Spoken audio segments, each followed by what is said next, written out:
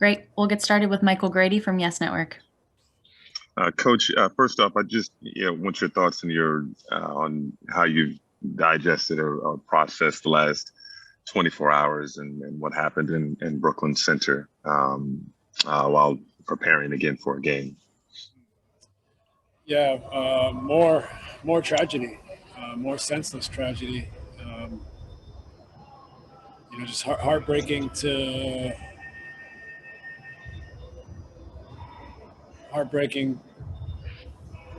for everyone. I hope to be in a civilization that behaves this way. I can't imagine what it's like to be African American, to be an African American parent. It's unacceptable. It's devastating to put yourself in their shoes, and it's devastating just to be a part of it. We're all a part of this community, civilization, culture, and it's the same thing over and over again, and people are losing their lives for no reason, and it's been happening for hundreds of years, and we're still here in 2021.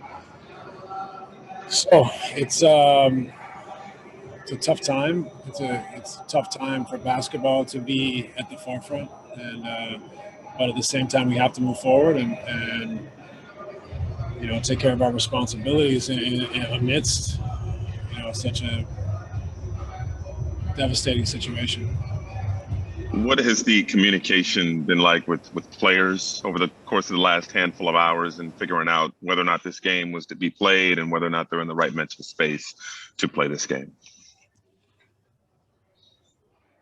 Yeah, I don't know. I mean, the sad reality is that we just keep moving forward, and I mean, all of us are programmed to keep moving forward, and it keeps happening. And so that's worrisome in a sense. We all want to play. We all want to do our job. We all love what we do, but it is worrisome that life just keeps moving forward, but nothing really changes. So it's just a lot of conflict internally, I think, for everybody. Malika Andrews with ESPN. Hey, Steve. Two for you. I mean, can you just walk us through yesterday, the communication, what it was like deciding, are you staying, are you leaving, are you huddling with players? Is everyone staying in their rooms? You're all on lockdown. What was that experience like? Really, we're just waiting to hear from the league what the plan was. As simple as that. So we knew we were staying the night in order to potentially play today, and we just had to wait it out and figure out what the league decided to do. And then secondly, it's all of this now is secondary, but it does put you now in this position where you're playing tomorrow, you're playing today. Does that change how you approach anything with, is LaMarcus unavailable or available? Is Kevin the way you think of it in a back-to-back, et cetera, et cetera? Blake, go on down. Yeah, it does change everything for us. I mean, I don't think we're going to make any definitive decisions now. I think we'll wait and see what the morning holds. But, we know that we weren't trying to play guys in back-to-backs. And so we'll have to digest all the variables in the morning and figure out what happens tomorrow night. But it definitely changes our approach to everything and put us in a different position. Thank you. Alex Schiffer with The Athletic. Hey, Steve, I hope this question isn't too similar to Grady's, but obviously you weren't coaching last year when, everything happened in the bubble and whatnot. So just over the course of this year, I guess as you've gotten to know the guys, how have you kind of approached talking to them about, some of the subjects that have been on display the past 24 hours, if that makes sense, the sensitive subjects? Yeah, I mean, we're here for them. We're here to support them on and off the court. They know that. We try to create an environment where they feel the support, the challenge, the hope, the striving, and that they can continue to find reward in what they do every day. So that extends not just on the court, practice court, in the locker room, but off the court as well. So, we're here for them. I mean, I think I said before, it's in one of those difficult situations where, like, what's new? Like, the players, how many times in their careers have they faced a situation like this this just happens to be we're in Minnesota when another event happens on top of what happened last year. So, you know, it's a terrible, terrible situation. I think the players, if any, in some respects, you know, basketball is a little bit of solace, you know, where they have some control, and it's just a really difficult situation. We're here for them, but you know, it's there's not a ton of conversation to be had. In a sense, we've been talking about this for a few years now, at minimum in the NBA lens. Thank you. Christian Winfield with the New York Daily News.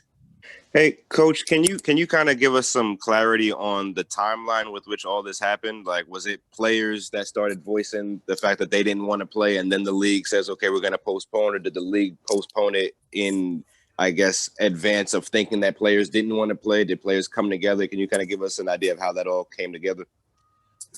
I'm not really sure. We just heard from the Timberwolves that they didn't think it was appropriate to play the game, and so we were waiting then to see what the league wanted us to do, and that's basically all that happened. We just waited, and then they announced we'd play today. Then they announced that we'll let you know what time this morning, and so we waited to find out, and here we are. Ian Begley with SNY. Steve, you mentioned earlier kind of that everyone just kind of moves on now after these events, and you seemed a little conflicted about that. I just wanted to follow up there. Are you conflicted about the idea of playing today? And did you express that? Were you given the chance to express that to anybody who was involved in the decision to reschedule the game for today? It's a tough one. I mean, okay, so we don't play today. I mean, if we're not playing for the right reasons, that's 100% great. But what does it change if we do play today or don't play today? Like, change needs to come. Meaningful change needs to come at some point. And we could debate whether not playing today would bring about meaningful change. But you know, I think meaningful change is much, much deeper than a basketball game. And so what can we do to support meaningful change? And those are conversations that I don't think pivot on one game.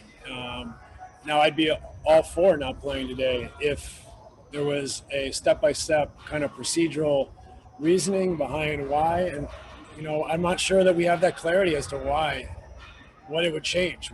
We all want change. And I'm not sure, though, that this game, is played or not, is going to bring about that change. So it's a much bigger issue, I think, than a basketball game. And, you know, that's the tricky part of this. Before you know it, we'll be in Philly, and then we'll be back home, and then we'll be in the next city. And this poor kid lost his life. And a baby lost their father. I mean, it's sickening. Last question, back to Alex Schiffer. Hey, Steve, I just had a quick housekeeping question for you. Did the Marcus or James travel with you guys, or did they stay back in Brooklyn? They stayed home, rehabbing, working out, limiting their travel, and just trying to get them recovered as quickly as possible. Thanks, you. Coach. We appreciate it. Okay, thanks, everybody.